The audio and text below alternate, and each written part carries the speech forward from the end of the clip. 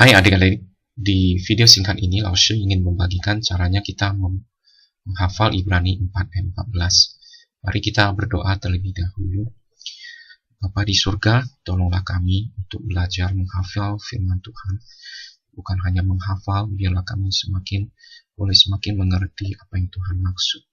Dan kami juga dimampukan untuk menjadi pelaku firman. Dan kami boleh semakin mengenal Tuhan melalui semua itu. Terima kasih ya Bapa, kami berdoa dalam nama Tuhan Yesus. Amin.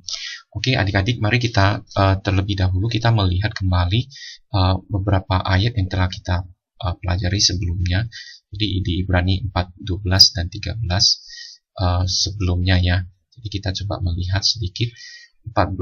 Ibrani 4 ayat 12 berbicara tentang firman Allah yang seperti pedang bermata dua. Ya, oke. Sebab firman Allah hidup dan kuat dan lebih tajam daripada pedang bermata dua manapun. Ini bagian pertama. Karena dia pedang, ia menusuk amat dalam sampai memisahkan jiwa dan roh, sendi-sendi dan sumsum. Yang kedua ya, ia sanggup membedakan pikiran dan pertimbangan hati kita. Nah, ini tentang firman Allah. Dan kemudian yang 13 berbicara tentang bahwa tidak ada satu makhluk pun yang tersembunyi di hadapan Allah. Ya, jadi Tuhan tahu hati dan pikiran kita yang sebelah dalam yang orang-orang lain tidak tahu. Nah, oke, mari kita coba menghafalnya. Dan tidak ada suatu makhluk pun ya yang tersembunyi di hadapannya. Ya. Nah, kenapa? Sebab segala sesuatu telanjang dan terbuka di depan mata Dia.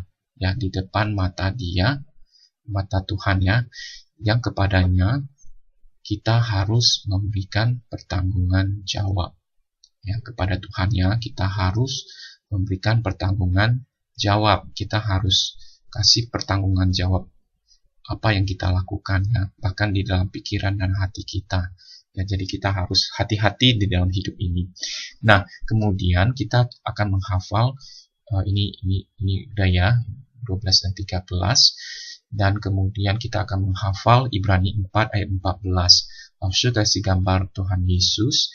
Kemudian di sini ada tulisan yang warna hijau berbicara untuk bagaimana ini yang menjadi keamanan kita gitu, maksudnya kita punya hal yang secure di dalam Tuhan. Kemudian yang merah ini berbicara tentang apa yang harus kita lakukan. Nah, ini sebenarnya langsung ya juga ambil gambarnya dari Free Bible Images ya. Ini ada sites yang bagus untuk kita bisa dapatkan gambar-gambar yang bagus ya, Bible image. Nah, kita coba menghafal ya. Jadi kita sebelum menghafal kita coba melihat dulu ya. Kita sekarang punya apa? Punya imam besar agung. Nah, imam besar agung ini yang menjadi penghubung kita dengan Tuhan, yang mengerti segala kelemahan kita ya. Nanti kita akan menghafalkannya di ayat-ayat selanjutnya. Dia yang berjanji juga, dia yang setia. Mungkin itu nanti kita coba lihat lagi ya. Dan ini ya, jadi imam besar agung yang gimana? Yang telah melintasi semua langit. Tuhan Yesus yang telah menyelesaikan tugasnya di bumi, yang menjadi dia mati untuk kita orang berdosa. Kemudian dia naik dan duduk di sebelah kanan Allah ya, Allah Bapa. Nah, jadi yang melintasi semua langit siapa? Yaitu Yesus, anak Allah. Nah, ini yang menjadi jaminan kita yang mempunyai hal yang bisa kita pegang gitu, yang bisa kita percaya. Nah, kemudian kita diminta adalah baiklah kita teguh berpegang pada pengakuan iman kita. Jadi kita harus teguh berpegang pada pengakuan iman kita. Tuhan Yesus yang telah menyelesaikan tugasnya di bumi itu, kemudian dia kumpulkan murid-muridnya, kemudian dia naik ke surga. Ya, dan dikatakan bahwa dengan cara yang sama dia akan datang kembali ya. Jadi kedatangan Tuhan Yesus yang kedua, dikatakan dia akan datang dengan cara yang sama seperti para murid melihat Tuhan Yesus naik ke surga. Nah, Tuhan Yesus juga pernah mengatakan tentang perumpamaan si janda dan hakim yang tidak adil ya. Bagaimana dikatakan bahwa kita harus terus berdoa, kita harus tetap percaya kepada Dia, karena Tuhan Yesus katakan bahwa Dia akan datang. Ketika anak manusia datang, akankah Dia menemukan iman di bumi? Nah, jadi itu yang harus kita pegang. Jadi kita harus memegang iman kita ya. Jadi ketika Tuhan Yesus datang, Dia menemukan kita adalah orang-orang yang beriman. Ya, karena ketika kita udah belajar sebelumnya di Ibrani yang ke-10 ya, dikatakan bahwa kita bukanlah orang-orang yang mengundurkan diri gitu. Karena kalau mengundurkan diri kita tidak berkenan kepadanya. Jadi dikatakan kita bukanlah orang yang mengundurkan diri, yang kemudian binasa ya, tapi kita adalah orang yang memegang iman sampai akhir. Jadi kita harus seperti itu. Kita harus pegang iman kita sampai akhir.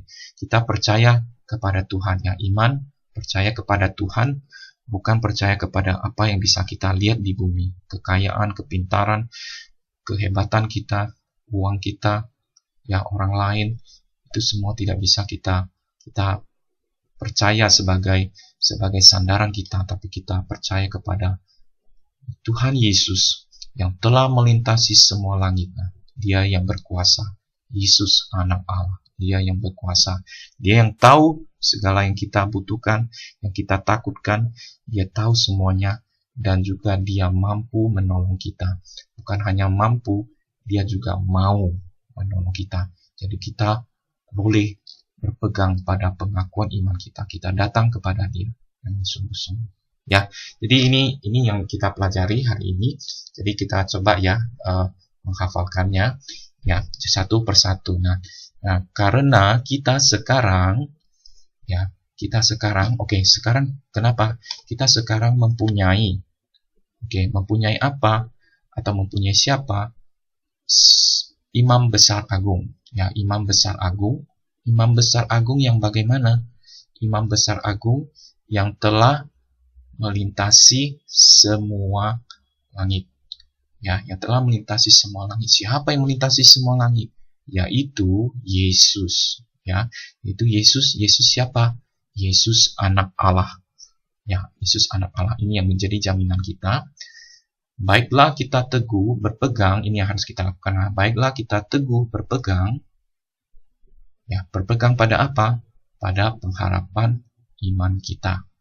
Pengakuan iman kita, pada pengakuan iman kita. Jadi kita harus berpegang teguh pada pengakuan iman kita. Ya, ini adalah video yang bisa Lause bagikan hari ini. Semoga bisa menolong teman-teman semua. Mari kita berdoa. Tuhan, tolonglah kami untuk bisa menghafalkan firman Tuhan ini dengan baik, dan kami boleh terus beriman pada Tuhan sampai akhir. Terima kasih ya Bapa, dalam nama Tuhan Yesus kami berdoa. Amin.